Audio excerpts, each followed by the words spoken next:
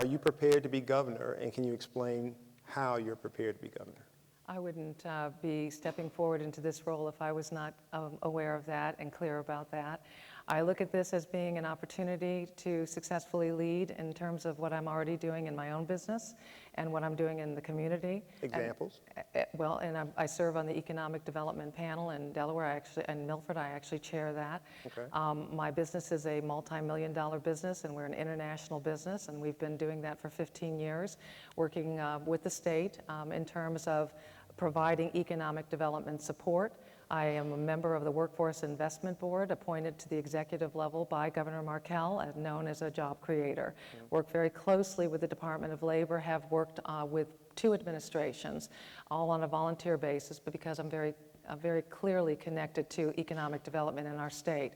I also have partnered, and recently in May, developed a public-private partnership with Delaware State University for a small business accelerator called First State Moves the Nation. It's being recognized on a national level as something that could help spur economic development and at very little taxpayer expense, no taxpayer expense, just using basically the resources that are already in place for small businesses for measurable growth. So I have a track record of this. I have a history of this already in my own state, in my own community, and certainly in business when economic development is concerned, a very successful track record.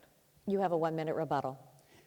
Well, I've been working very closely with Governor Markell and most of the things that I mentioned at the outset in terms of steps forward that we've taken as partners. I'm hopeful that he's going to be the governor for the next 4 years because I think he's doing a great job, but I'm certainly ready to perform that task if necessary. I don't think that Delaware wants a Tea Party governor, and I think that's an important thing that people need to consider when they're thinking about who to vote for lieutenant governor. As I was starting to mention earlier, when Mrs. Valenzuela was speaking to a Tea Party group in Middletown this year, she compared the Supreme Court's upholding of the health reform law to planes smashing into the side of the World Trade Center. And I think that is just a view of the world that Delaware is not ready for. I don't think Delaware needs a Tea Party governor. May I comment? I think that's very entertaining, Matt. I have also spoken to the Independent Party, and I don't know that makes me an independent, but anyway, it's extreme on your side to keep on making that But did note. you say it?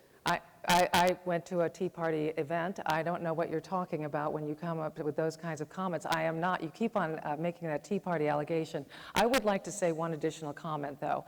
In terms of what I do, and you asked about the ability to lead the state, I would do this 110%. Matt Denn has, for the last 4 years, taken a full-time salary for working part-time on full-time challenges that we have in the state of Delaware.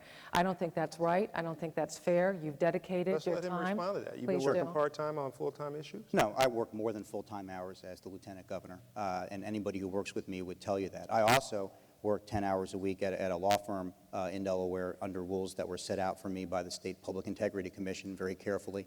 And they're the same rules that Mike Castle followed when he was lieutenant governor and also had a part-time legal practice. And I know that Mrs. Valenzuela and her colleagues in the Tea Party like to trash Mike Castle these days. I had lunch with Congressman Castle today. These are shallow allegations. You need to do some homework.